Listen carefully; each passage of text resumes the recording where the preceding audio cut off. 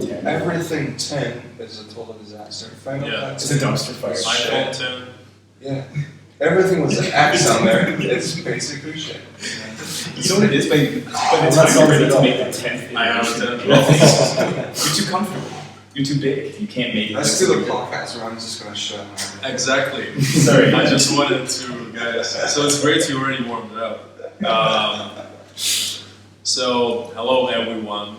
Today we have a bit different setup. There are like 4 guests featuring. Probably 4 more wanted to be featured, but went to sleep. Anyway, we're pretty pumped up. Sunday night. Everybody's feeling great. And with the last day of our team retreat. And I'm really excited about speaking about some interesting, or maybe not that interesting, I don't know. Maybe my choices were wasted, but we'll see.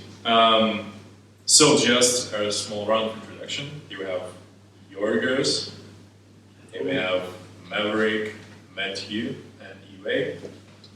I really want to start with probably more of a kind of introduction style. Yeah, it's gonna be a boring part, but I really would like you all to think about your way to, like, in the music and in the music industry.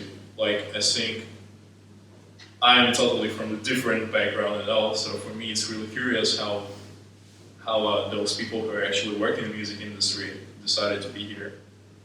Whether it's something that you've been doing music for all of your life, or was it just a feeling that, oh, creative sounds creative enough for me, so I'll just roll with it. So feel free to start, anyone. So how did we get here, or why?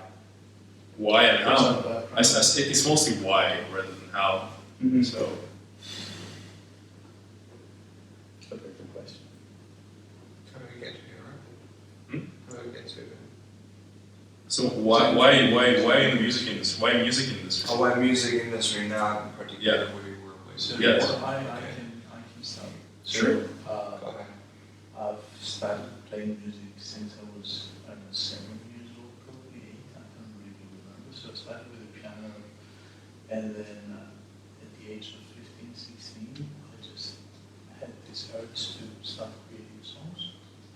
So I've learned how to play the guitar, and I've learned how to play the drums, and then I got introduced to DAWs, and I started making music. Then, like most people, I had a band as well, so I pursued a career in the music industry this way. But it's really tough, so things didn't turn out as well as I was hoping a few years ago. But during all those years, I realized how much I wanted to help and support people that had the same dream and the same passion with me. And I think that's how I ended up here. I started working as a music professional 7-8 months ago maybe, in a management agency in London. So I did my internship there, and then I got my first job here at HIH. And that's why I'm sitting in this table with you guys. Well, sounds good to me. Let's start. Boom. Well, for me, I somewhat come from a musical family. My mother she was a professional pianist. At least she went to school for it. So she did all the Mozart, Bach pieces when I was little. Not that much that I could remember, but that I think subconscious always stayed with me. She never pushed me into music, but then one summer I was at a summer camp. I was like 15 or so I think first year of high school. Then I was in a room with like 6 guys. I was the only person who didn't play guitar. Then peer pressure at its best. It's like shit. I really want to try how to play the guitar. Then I picked up Smoke and Water from there. Dun dun dun dun dun dun dun. Classic. Like that riff. I was like, oh Hell shit, yeah. that's sick. And I actually stuck with it. It wasn't like that impulsive thing. I really liked it. Then when I finished the camp, went home, I got a guitar from my cousin, started practicing, went to a guitar teacher, and just kind of did it as a hobby, and did some high school, I'm not the band, but just some performances. And then I felt like, something I really love doing. I started writing songs as well. But when I finished high school, I was like, okay, I could go and do more creative. I still didn't really have just balls to do it. Then I figured, okay, I'm going to study business because that's going to be more well-rounded. And then I'm going to go to the creative space. And then I was still kind of in the middle of whether it was music or then films. Because I started making films with some friends of mine as well from high school. And I started studying, and basically my bachelor's, I was just always in the middle. Okay, it's gonna be film or music. I was always picking my brain and trying to make the call. And then by like the end of second year, I was like, okay, I gotta make up the mind. And eventually, I came up with music being number one thing. And I did like more projects and started with like singing and like taking it more seriously as a hobby, and then eventually I ended up at Heroic basically. There are just a bunch of milestones in there that's kind of led me to it. I also did a master's, and I just realized that if I ever wanted to do something with like music or anything, like I would really love to be in the music industry and just see it, okay, do I have creative passion, so just to be an artist or a songwriter, or just to be on the business side, because that's what I was like more rationalizing and what that was working for me. But then now it's been 2.5 years I've been full in the business side, but now recently I've just feeling I've seen enough of that for now. Then I can explore more on the other side. But I think that's why music is so exciting as well, because you can do a lot of things, and when you keep your head up and you learn things, and there's a lot of things you can do. Awesome. Fair enough. Mads? A couple of great stories to follow. I'm sure you have a good one too. I think like both of you, and I think this will probably be common to Yiwei's theme, is I don't think there was any other choice. Really, it just had to be music. You have a choice, but like it just had to be. On almost like a spiritual level. Okay. I just had to do it. I was an obsessive guitar player. I literally worried my parents by how much I was playing for a while. And after a while, and it took a little convincing, but they realized that it was productive, and I started playing a lot. And they had some friends who were in bands, and they would like let me sit in when it was appropriate, i.e. not in a bar or something. And I just followed that kind of trajectory as far as it could take me, and I got to travel and do sessions as a guitar player. I was a music director for a little while, did songwriting, and then, and engineering. So I kind of like tasted that side, which is still a very creative endeavor. Engineering, I don't really believe, side topic, but I don't believe that engineers are truly engineers. They're more like audio designers. So I was drawn to that side of the creative sphere of audio engineering. Even at the mastering level, which is something I specialized in. Very creative.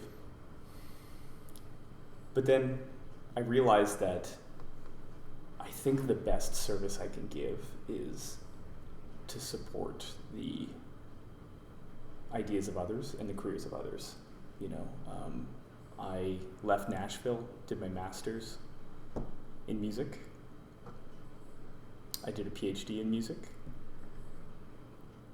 And then tried to figure it out from there. I do some writing and I do some other things as well. But while I was looking for, just gainful employment in general, I was on this great mailing list, the Heroic Academy mailing list. Okay. And I had been following for quite a while because it's just such great information. I saw a posting. I was pretty familiar with what Business Affairs does because my good friend does it at another company. And I said, you know what? I don't know if they'll take me, but I have to try. And so I switched over to the industry side, and it's been a dream. It's been fantastic, you know. And that's my story. Nice. Yiwei, you look like you're already regretting that you joined the table. That's correct. Honesty. I'm just thinking, like, what's the question? Why Why are you in sitting music? on this table? Why are you here? Why am I in music, or why I mean the business side of music? Just to clarify. Like, you can choose any. Okay, so No, it's like that's- whatever. Because we whatever. already talked about the business Yeah. side. I was like, Mhm. I'm mostly looking for a story. Like, story. Oh shit, I don't know stories. No. Seriously. just be No, true. no, seriously. Like I don't think about it. Like if I have to come up with something, it's that music is the only thing that I continue to do, maybe for more than 10, 15 years. Mm-hmm. There are other things you pick up. You feel like you're interested in certain things. Then you do it for like a year or two, then you just drop it, and it's like I've lost all my interest, or it's not for me. Or all of that. Another reason I think, if I really have to think, is that because I get bored of things really easily. Yeah. But I can tell. doing music, it's that you're really it's really hard to get bored with music, especially like if you write music. I mean, you can fall into the same patterns or have a template or whatever, but your emotion response to even the same piece of music every day is different. Mhm. So basically, you're never bored. That's the part I really like. So I guess maybe that's it. Yeah. Okay. That's still a story. It's a story. I don't know. Maybe. You made it, man. You made it. You did it. And I think what's cool is that you're concurrently doing a lot of creative work.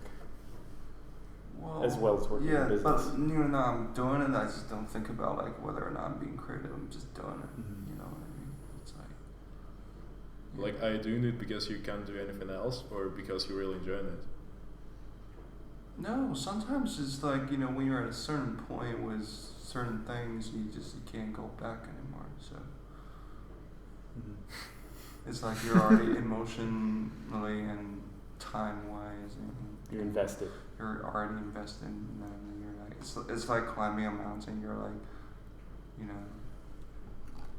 2/3 to the top, and you just like you have to just go to the top. The top, like if you go down right now, it's like you still have to look back 2/3. Like why? Why did I do that in the first place? You might as well just get to the top. Good analogy. Yeah. Awesome. It's like, I really like today we kind of discussed this feeling stuff. I'm not sure with whom were you paired at the time. Probably with yours, right? Well, I think someone mentioned that from you where you can feel something like a wisdom or something. Yes, he's very Some wisdom. Like, Fuck no. Fuck you're no. like a philosopher. Fuck no. You're like a philosopher, man. Like, No, really. There's no. A bit of cynical, but You have a touch, Yiwei. No. It's alright. Okay. There's a blizzard in here. Seriously. Okay. It's like pulling out a cable from a TV. That's what's in my brain. Yeah. Can't even navigate. Okay. You should use yourself short. Well, then you pretty getting good with all this noise in your head. Yeah. Still. You're welcome. Okay, continue, please. It's so hard for me to actually even imagine like the format for speaking with so many people at the same time. So probably let's just roll with news. I want to start with something which I find a bit of weird news, or something also connected to the future. So UK decided to invite a robot. Like there is a cute robot called Robot Pepper, like if you've ever seen. And I actually invited him to give evidence in Parliament. So like they were actually kind of interviewing the robot to discuss the case, which was mostly, like obviously it was mostly a stunt because AI is not there yet. But have you ever guys thought that how far are we from just having these robots actually also be parts of like different trials or whatever, and whether it's like would be a legitimate evidence, but taken from the robot, not a human, because technically all the robots can be just programmed or something or whatever, or AI couldn't really work at its best. But yeah, I just wanted to hear your thoughts about that. That's pretty cool, but very weird at the same time. Yes, it's really it's so weird. I mean, like, especially now, I'm just staring at the picture of Pepper. Just like, Yeah, I never look at Just look at it. Look at this guy. This doesn't even look like a I am human. the future of humans. Exactly. We will enslave you one day. I mean, We're all full of me. I actually interacted with this kind of robot at one of the fairs. Yeah, and the only thing he does, takes selfies with you, provides some information about the event he is there, and hugs you sometimes. So that's what this robot does. So I can Robot. yeah, I mean like hug you, but something like in a weird way, like this. what if a robot hugs you, but then right at that moment goes into malfunction, just like strangling you? Well, That's the fear. now I have another phobia. Thank you, Mary. I think I would never let a robot hug me. Why would you want a robot? That'll be a common word in the future. It's like robot phobia or something. Robot hot.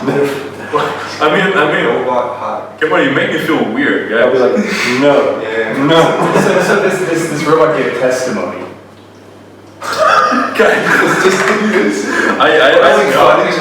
But like, just imagine this. So like, okay, when you're a politician, right? Yes. There's like a long road of schools which you need to go to.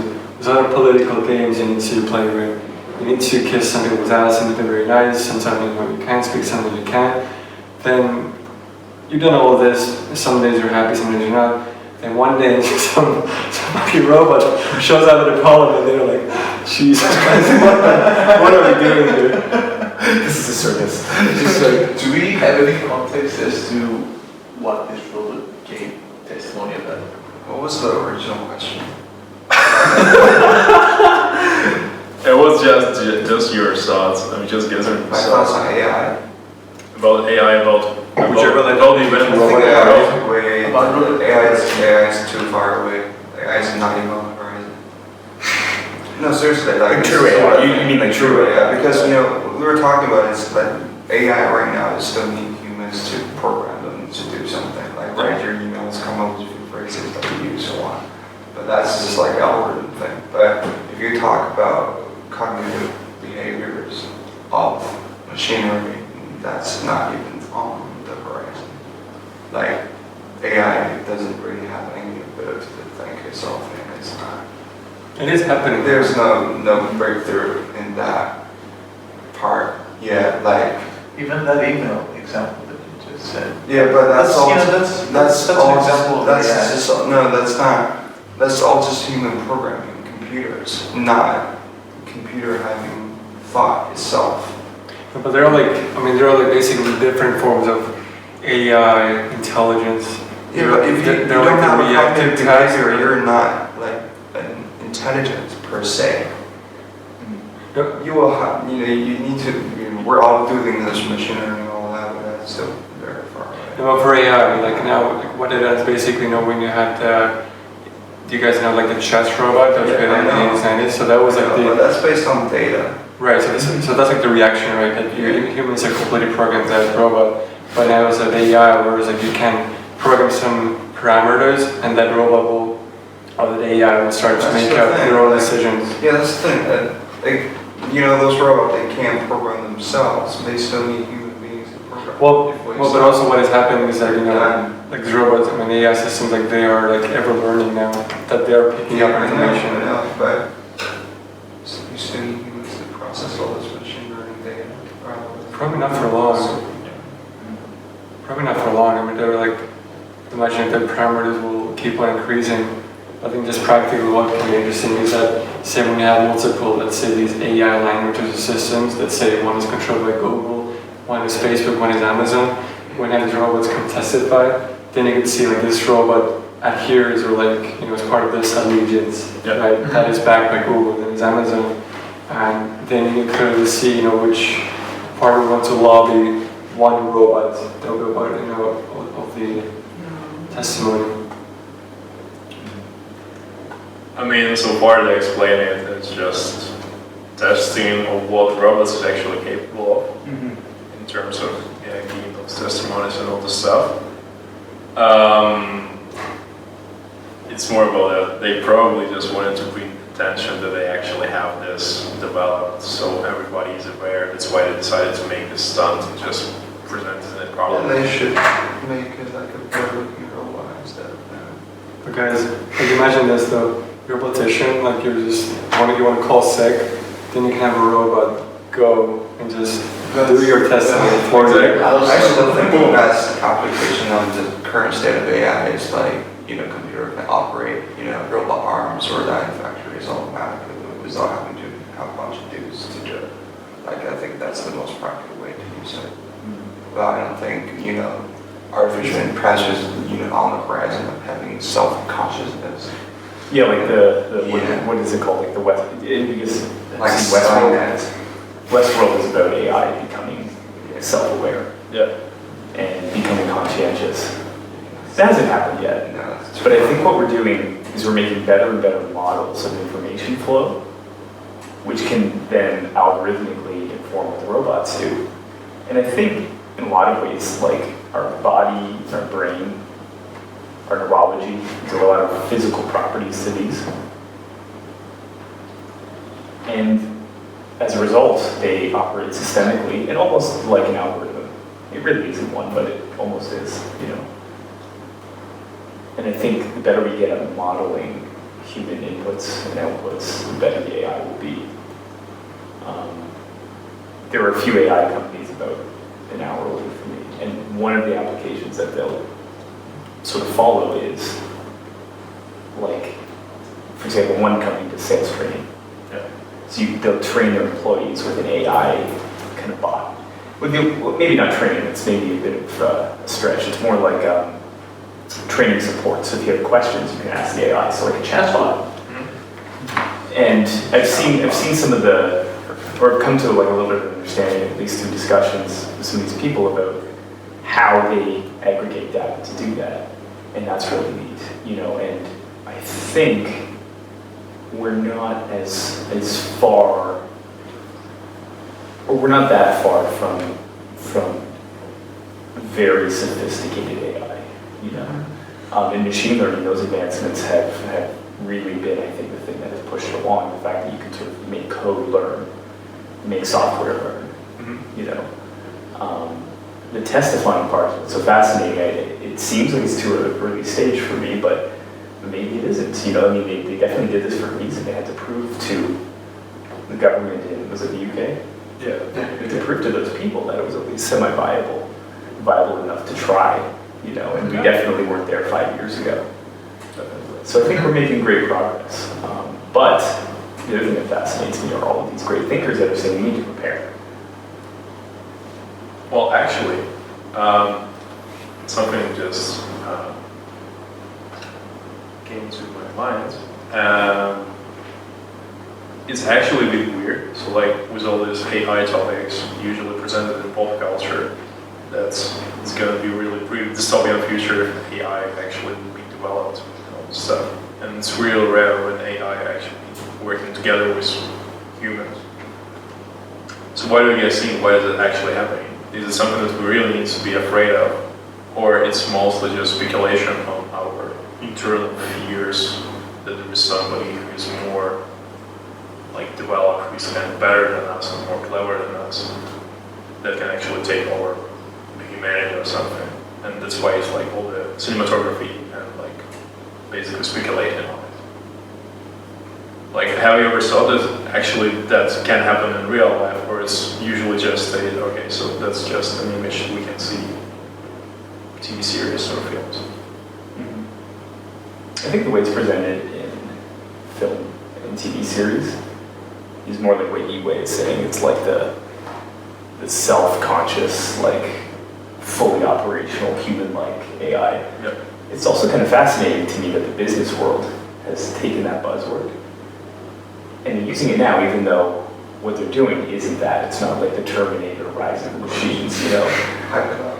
They hype it up. Yeah, and exactly, that's what I was going to say. So it's very like VC driven, you know. It's we need people to know you're right. It's not cynical. I think it's accurate. You know, I think that in order to capture the attention of VCs, who can be any kind of person. Yeah. But I think the best pitches are exciting pitches, and like what a great story to sell. You know. Yeah. You're gonna meet the robots. I was gonna of the say future. storytelling and all that. But I think there's a distinction between those things, like the sort of film TV presentation where we're at now. I think it's a pretty wide gap, but it's one that we will close. You know, it's we first imagine things, and then engineers and scientists make them. Great. We'll be all playing video games for the rest of our lives. Hopefully. And have robots do the job for us. Well, I hope it won't be PUBG for the rest of my life. It's In real life, I mean. It's gonna be PUBG, and you're always gonna be the second, which is the worst feeling. That's the worst. That's the worst. Better to die like 90 something rather than this. Like probably when AI does take over, they will just convert us into some simulation where we'll be playing PUBG. We'll be the actual characters fighting for our lives, and it's on repetition. So just playing it out every day. That sounds like pretty. AI is just.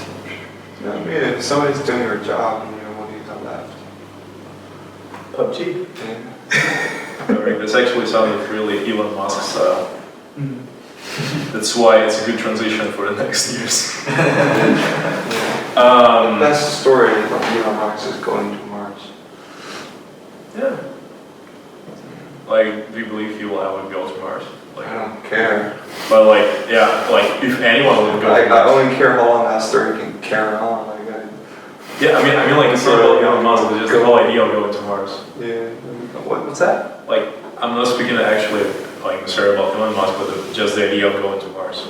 How it sounds for you, or you just don't care about it? It's definitely cool. I mean, and we've It's a proven great that story. you know, it's So- doable. I mean, we can go to Mars somehow, and I don't think that it's not. Yeah, but go and survive. Yeah, going to Mars, grow potatoes, and try to get out of there. Like I Matt don't think Damon we have style. enough evidence at the moment that we can do that. But I won't be surprised if in the future we come up with such evidence. It will happen. Like I'm very convinced. When we just look at the trajectory and progress that like Elon Musk has had, I mean, for sure you can speak a lot of things about his business practices and policies, and you can mix up what is in Tesla with Tesla versus SpaceX. But SpaceX is taking up on a lot of the governments that work from NASA, and you know that company is definitely profitable. It's not on the stock market either. But it's just their sheer progress, you know, like the reusability of rockets, what they're doing. Sure, like Elon Musk is really, really bullish, and perhaps his timeline can be off. But I think he's definitely the man to do it, and it will be realistic. And I think just in a way, like, I mean, how I've thought of it for a while is that, you know, when you had that same 1500s, and that's when like the real, I mean, it sounded romantic as fuck, but it's like, you know, when Columbus went to discover America, that was like that unknown land, you know, that people spoke about. Yeah. But now it's like everybody knows the globe and flat Earth. Fuck that. It's Latin. It's like Columbus was looking for India. Yeah, I was gonna say, yeah. and basically the man wants to explore. They still call Yeah. them Indians. I mean, now we know more of the parameters and kind of what's out there, but like, you know, it's kind of the same thing. If you were to go to Mars, I mean, you probably need to sell our belongings and just get on some ship. You don't know if we're gonna make it. We just like fingers crossed. I hope that this fucking ship goes where I want to go, and then just go there. I think it's very historical and just we have done this before. It just gets bigger and bigger in other arenas. Star Wars. There's nothing new under the sun. I actually just thought about your analogy with Columbus and like just if referring more to Columbus story rather than to just like exploring stuff and all this thing. So if like Elon Musk would fly to Mars but accidentally just found another planet which we were just couldn't spot it in the solar system, that would be a bit random. You know what's funny? That would be really funny. So Here's the Mars though. It's like, dude. The reality is that we can actually observe and measure and see what is between us and Mars. And further, What I wanted to say is that back then I think it was stranger and more alien to Columbus, the unknown land, rather than it is to us Mars right now. I think you're right. So yeah, it's not so alien to us right now. Yeah, like I think Mars is more feasible than Columbus's discovery. Exactly. Sure. Exactly. That's my point. Yeah, sure. That's a little clear. But it would be funny if you'll find Nibiru just fly. It could happen. I mean, there's things that we can't measure with our current technology. Like typically what we do is I think I'm a total layman, but the explanation was given to me by a researcher in this area is that basically we shoot like light frequencies out, and based on their sort of properties and how they react, and how they sort of are sent back, they can make very educated guesses on what's even at the furthest reaches. Yeah. Well, not at the furthest reaches of the galaxy necessarily, like who knows what those are, but the furthest reaches of what would be practical to even travel to and beyond. Although Mars is still not really practical to travel to, I think, for a large vessel yet. They're close. Getting there, yeah. Problem is Mars, man. If they only grow potatoes there, then you will be fucked. So it's Keto. No clouds, It's gonna be some Belarusian person going there. Oh, okay. You don't have this stereotypical jokes about Belarus, so you won't get it. Let's not do like regional jokes. Sorry. I'll sing bro next time. It's loud. Oh fuck it. No, Elon Musk really. It wasn't enough. That was a story, but I think I randomly found a story about Tesla Kila scene, which was actually his well, started to be rumors that Tesla's going to launch tequila. Like they actually I saw it was also a April Fool joke for boarding company when they decided to sell flamethrowers. Not a flamethrower. Did you by any chance read? I think that Tesla is going to have their own DSP. Yeah. What? So far they had Spotify installed on their system, but from now on they're going to have their own DSP. But any songs that you hear or download are only going to be available in your car. That's hilarious. Why wouldn't? Okay. It's so random. I mean, let's do everything, guys, and probably people will still bring us more money. We should probably explain what a DSP is for. But actually, for also legal reasons, we can't speak about it. No, DSP is just signal processing. Just like No, we can't have a deal with you. DSP. Well, Tesla. If you guys heard of Spotify or something like this, so let's go like that. DSP is a digital service platform, aka like Spotify, Apple Music. Yeah. So And what's stopping us from? I don't think we nothing. we've breached any contract so far. So that's fine. Should be good. I hope. It's the deal points. Is that because that are that exclusive. information is not available to non-members? Yeah, wait. But It's not a lawyer. We don't talk about that. The deal points are the fact that they're doing this is not a secret. I think so. It's not open to the public. Oh, okay. You're going to redact. Well, Yes. Rewind. Sorry? I've just made a mistake. You made a mistake? Okay. Okay, we on Tesla, forget about that. We moving further, we're moving to Kanye. Kanye West, yeah. Heard his simulation is falling. Yeah, it actually was another transition from one simulation to another simulation. 2.0. Exactly. So like, I'm not sure whether you've heard news that actually Kanye recently visited Trump in White House. Like, has they had their own personal meeting together, which is, I actually was a bit stunned when I saw this. Like, why? Why is that happening?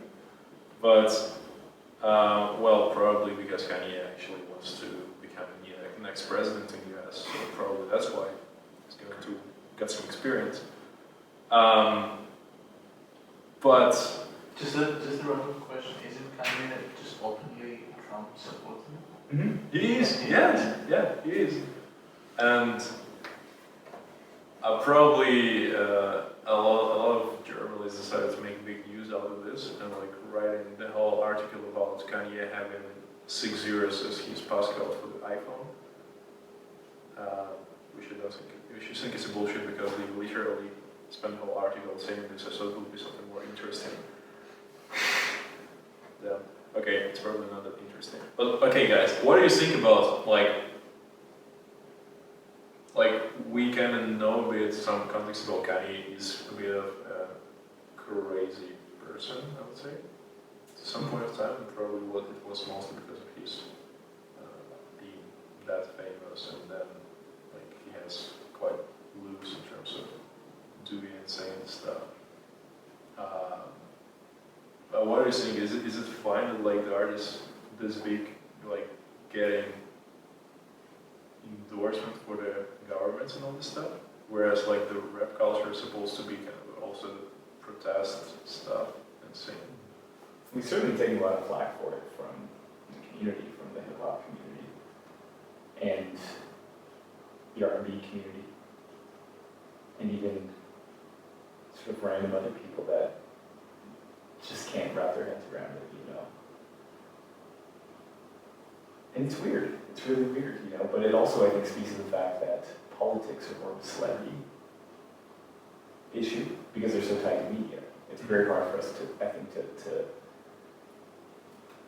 you know, as smart as we think we are, we have a hard time distinguishing between a politician and a musician and an actor and whatever. And of course, by actor, I'm thinking Arnold Schwarzenegger. But he was actually a good governor and like a very industrious, hardworking, and intelligent person. But Kanye is like musically brilliant, and I love so much of his catalog. Even some recent stuff is so good. He still got it. But I feel like he's really throwing his weight behind the wrong thing, and maybe one day it will make sense, but I have to say, like, it doesn't, I can't even really try to figure out what his goal is. Well, actually, sometimes I had the feeling, and I probably still had the feeling, like, I heard from some of the peers that he's crazy, like, which reasonably, but I first thought that he's just, like, wanted to be a newsmaker in the same way as Trump kind of did, so to stay actual, he needed to just say some bullshit, so all the news, all the publicists will just write about him. This is how he just keep being hyped and all this stuff. So is it the same here as well, or is it just, he's just this kind of person, that's it? Because basically he's a good artist, and I think he's one of the most popular artists in this world right now. And it's really weird, like, with all his kind of behavioral things. Is it just to generate even more hype, or it's just unintentional, like he's just showing his true self? Well, that's really hard to tell. I mean, one thing that is, you know, happening in the music industry is that there's just so much music out there, so it's hard to stay in the headlines and for people to speak about your music just in unique ways. So basically music in itself, and also read like Bob Lefsetz, this one, say, music journalist, speak about this, and I think he has interesting points on this. It's basically that music is not that relevant in the culture anymore. So let's say for the pure musical quality, like sure, like people do listen to music a lot, but what it stood for, let's say, when it was like the Vietnam War, or just like in the 80s or 90s, and it had more impact on people's lives. By now it's been just more commoditized, and it's very accessible and everybody can do it, but in terms of culture value, it is not relevant. So you could say Kanye is trying to play for the headlines and make his music relevant by doing that. So that could be one aspect of it, but it's like, at the end of the day, we'll never know. I mean, Kanye has reached such high level of popularity and stardom. I mean, for anybody to even empathize with what that person is going through, I think it's just sheerly impossible. I mean, I think he's a genius, and for sure I don't accept or stand by all of his decisions. But I think he hasn't done anything that harming per se. That he just perhaps done some disagreeable decisions.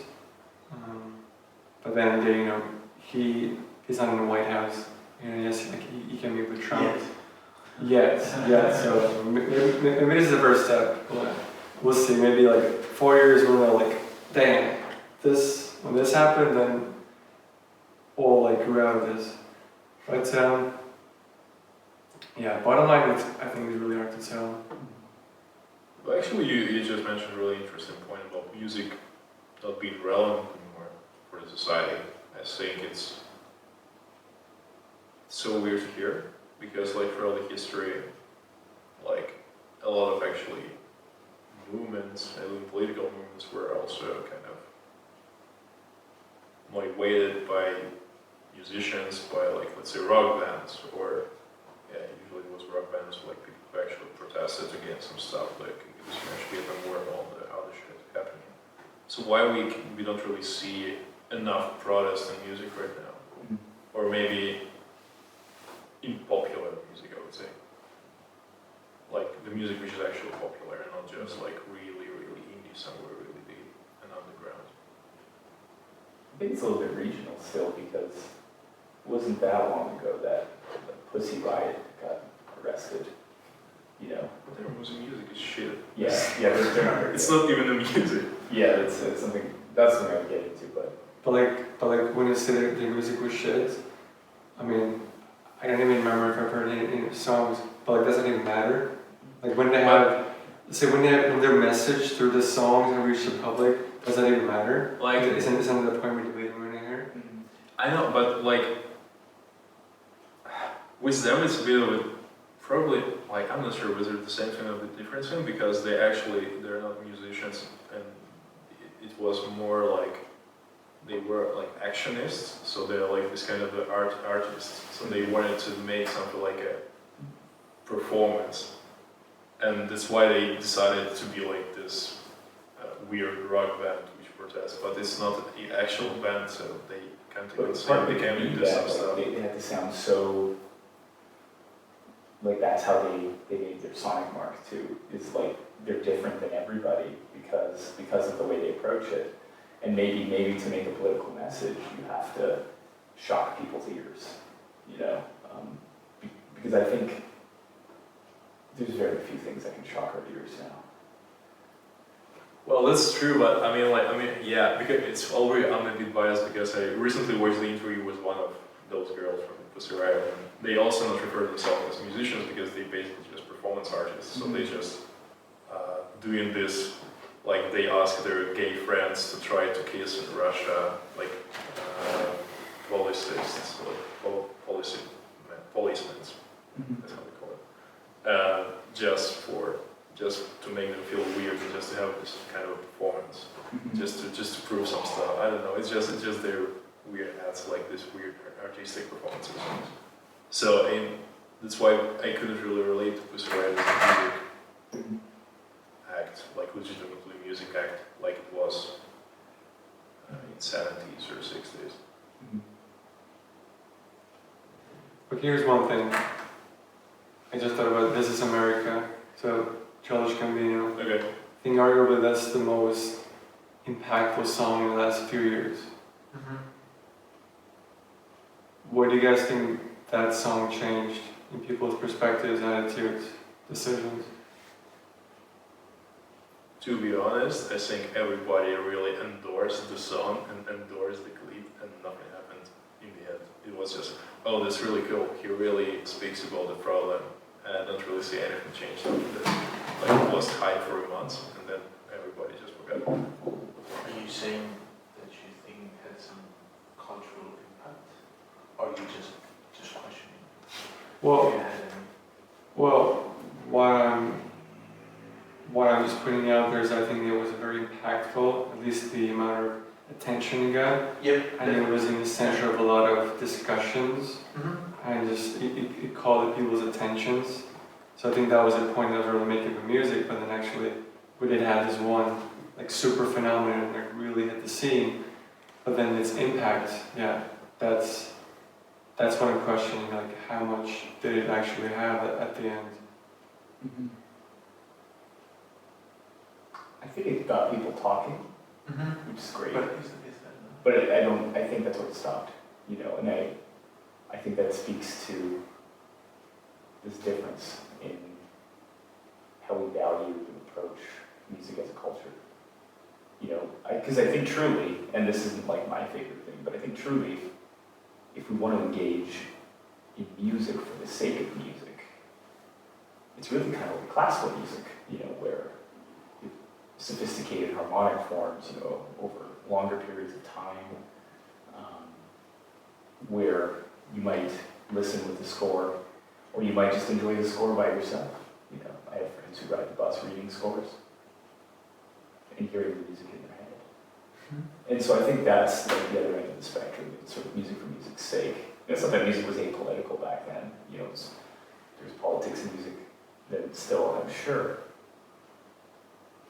Because, I mean, if a society produces a creative artifact, it will contain the ideology in some regard of that society, because it was produced by that society. It's just like a very natural thing.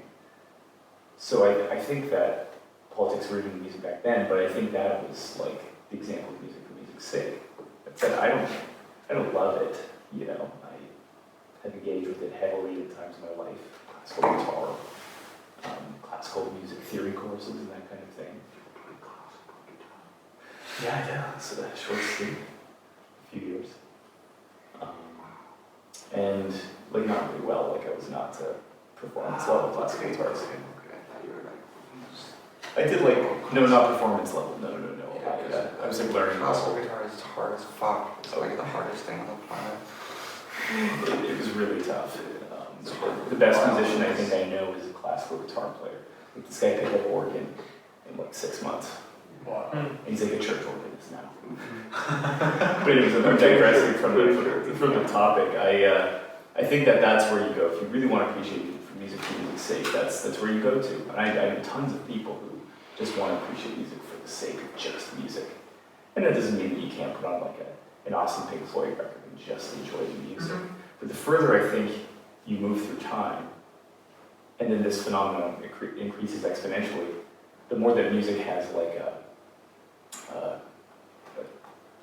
use value rather than a humanistic, spiritual sort of value, you know. And the idea was, you know, you would hear Beethoven's Ninth for the first time, and you would be so overwhelmed that you rioted, you know, which happened, you know, and I don't think that was political. I think that was emotional. I think that was, you know, music for music's sake, you know. We don't know what to do with this now. We don't know what to do with this feeling. I could be wrong. I wasn't there. Well then, I think what's interesting when you speak about just music for music's sake, what if just us as people, like we have, we're not get tired, but let's say in terms of all the opportunities we have and how to consume media, just audio in itself, just music, it doesn't feed us, in terms of like, it doesn't get as clear into our attention and just doesn't register that relevantly. So, with This Is America, like that music was really carried by the music video. It was so graphic. Yeah.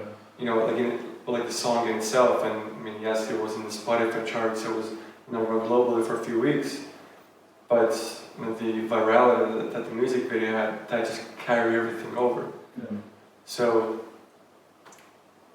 what if nowadays, just even if people do make very rebellious music, addressing relevant topics culturally for different demographics and just minorities or just relevant culture groups, is that doesn't move us enough. We need to have more other mediums that need to just accompany that. But is it also, can it be also because of the likelihood? Like because we just heard one song stating the problem, we all agree with this, but no one else actually really picked it up and wrote another song which also made a resonance. No, I don't think that's right. I'm sure many people do this. No, I mean like as big as Shelvock is going to be, or bigger, or something similar. I'm not saying about smaller bands, which obviously I think like it's as I mentioned in the beginning, like it's like some underground stuff actually mentioned, like Right and Sensible probably, but they're popular. So I mean like the bigger artists, or even those who are becoming bigger. I mean like Grandson, like he has a lot of cheesy lyrics, but he like kind of says about the problems and like politicians who take bribes and all this stuff, which sounds pretty cheesy, and he doesn't say any concrete statements and all this stuff. Yeah, but I mean like that's probably another product which I heard recently, but all the others say just like writing about some stuff happening. That's life. I think there's reasons for that. I think there's reasons other artists, other huge artists like say at Gambino's level, I think there's reasons that they don't weigh in. And it's totally strategic. It could be. The thing is, it's Just thinking about the Dixie Chicks when they sort of made one comment once, and this is country music, and I doubt there's any country fans at the table right now. I'm not. But the Dixie Chicks spoke out once about Bush, and their fans lost their minds. Why? Musicians should never be political, and all this kind of stuff, which is hilarious to hear for everyone, for all of us who know that music has almost always been political.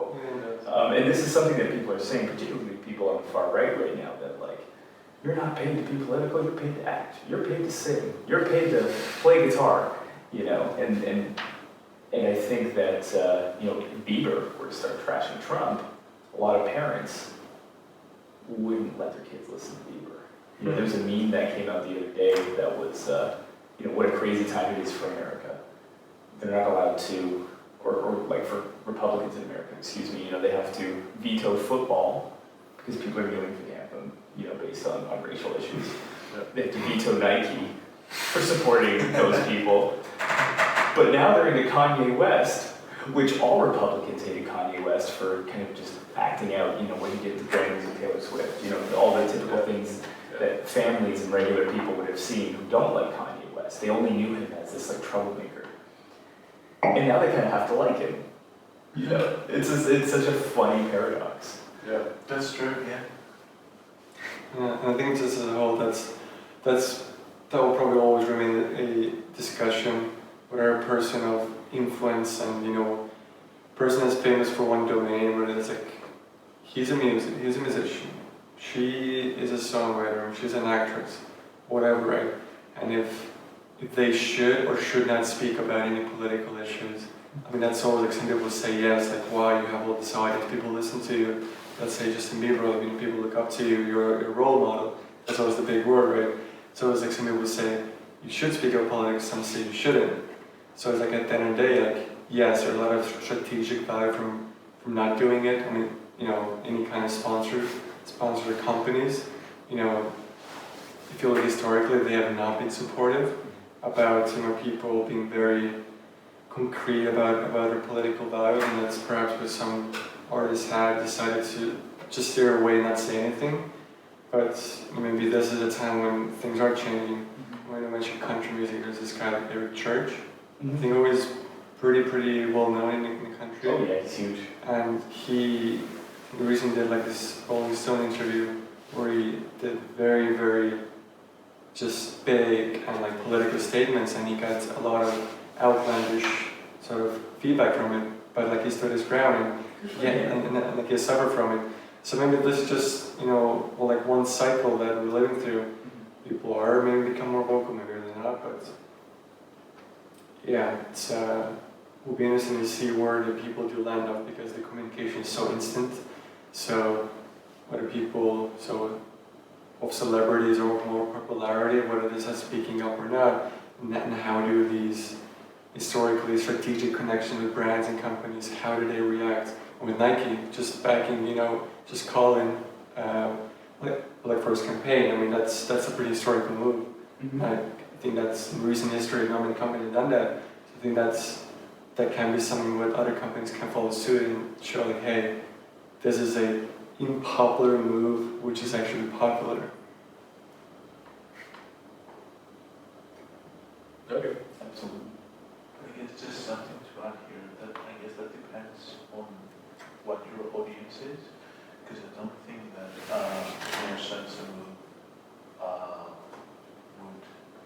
have any bad campaigns, career, for example. And this is a really good example. I don't think that was a bad career move. I think that was a brilliant career move. So again, I guess it depends on what your audience is. Okay. I think we getting close to the end. I want to end with something absurd. That's my jam. Yeah, it's like, it's probably not the news itself, but I was a bit shocked. Probably that's the right word. As actually people vaping Viagra. Or Viagra, I'm not sure how to call it. We get the point. And I was like, what? Like I first heard of it, but I see the news that like U.S. administration who is like who basically regulates food and drugs and all their usage and all their promotional marketing activities. They say like, hey guys, you shouldn't vape Viagra. You shouldn't promote vaping Viagra or something like that. And I was like, why in the first place would you vape it? It sounds so random to me. Like, how would you do this? Yeah, that was. So like you know how vape works? Like a vaporizer. Like vaporizer. Yeah. So basically they make this vape juice or like liquid, Okay, whatever they so put in there. e-cigarettes. So it's just like basically it's like e-cigarette, but just you do it like for some different purposes rather than just fulfilling your nicotine So addiction. the company makes it? There are 22 companies in the US making this, and they're But promoting this. Not a Viagra company, right? Not like kinda. I'm not sure whether it's Viagra itself making. Not the pharmaceutical company, Yeah. but third Are there party. any advantages? Yeah, I mean like it's actually this vape companies making this, Yeah, making these third juices parties, or whatever. So they're basically licensing Viagra just for, like, I mean, the vape liquids and vials.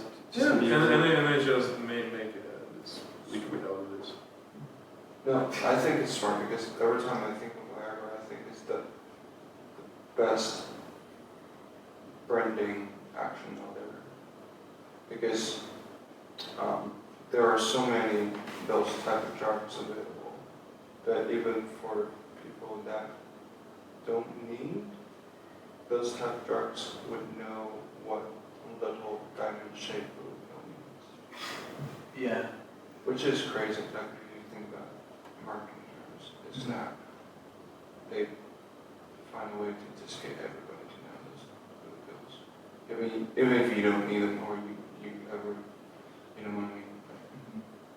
Well, young people now, 14, 15, 16. game like part of the culture. Like it's even sometimes it's written with a small word. It's like the same with Xerox happens. Which is Sometimes they crazy. refer for In colors. terms of like marketing, like how the brand product, which is insane. Maybe the idea for inhaling it though is that it doesn't last as long. Yeah, well, No. I was gonna ask what Is the that- is that one advantage It doesn't really explain. You Like, don't have to be cursed for It's 4 hours. Just create topics and people know more. Well, for our next podcast, you can yeah. test it out. I'll test it Let out. the people know. I'll give a feedback. I'll make a live stream so we'll see how much it lasts. So more people know about my Viagra, right? Hey, free promotion, why not? I mean, like even literally in films, you see this stuff, like in some rom-coms or some shit like that. Yeah, but it's so controversial, and I believe it was the first of its kind, such product as I'm well. always surprised, I remember like in business school we did a case, and there was some other product that yeah. Was that invented in the 90s? No, it was like early 2000s, like 2001. Really? Yeah, Was it? if I'm not mistaken, in 2001. Yeah, you can double check that or people can roast me, but I believe it was like right at the early 2000s. And there was another product that was developed like I think a year or 2 years later. It was something like Cialdini or like Sell it. Yeah? Right. Sounds familiar. And that from the studies that proved to be like 4 or 6 times more effective. So I just wouldn't know. Once you get it, you're actually having for like a month. But Do a handstand and go to the bathroom. Oh my god. You gotta pitch a tent with that.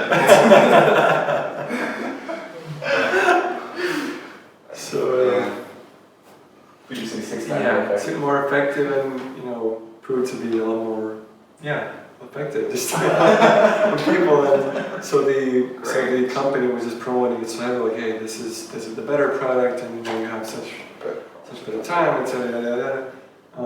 But they never really got to take that large of a market share because Viagra had just already penetrated people's minds. Boom! When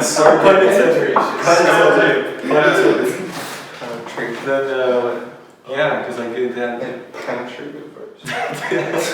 they had done just too well of a job. I'm not sure how to market to it right now, but yeah, maybe we can look it up later and also see when it was first launched. Yeah. But I stand by early 2000. Okay. Everybody knows them. It was so weird. I just realized that probably when I was in school, we just went to some kind of a comedy with my classmates, and it was like I'm not sure, I don't remember how it called, but it was something like Love and Drugs, something like this.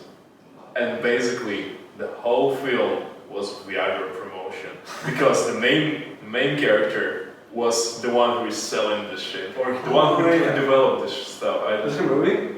It was a movie. Yeah, It was Jake Gyllenhaal, Jake yeah, Gyllenhaal and also had and Hathaway. yeah. I've seen it. And I was like, what? 2-hour-long promotion of Viagra. Product placement. Yeah, exactly. It was so weird. I was like, even the comedy was shitty. Maybe they funded the whole movie and bankroll the It whole looked like this. It looked like this. Totally Literally. did. That's all I did. Brian, I did. That's it. I think that's it. Like, it was a pleasure, guys. Thank you all for sitting here. Peace. Peace. Thank you. Thanks for having us. Thanks for Everybody's so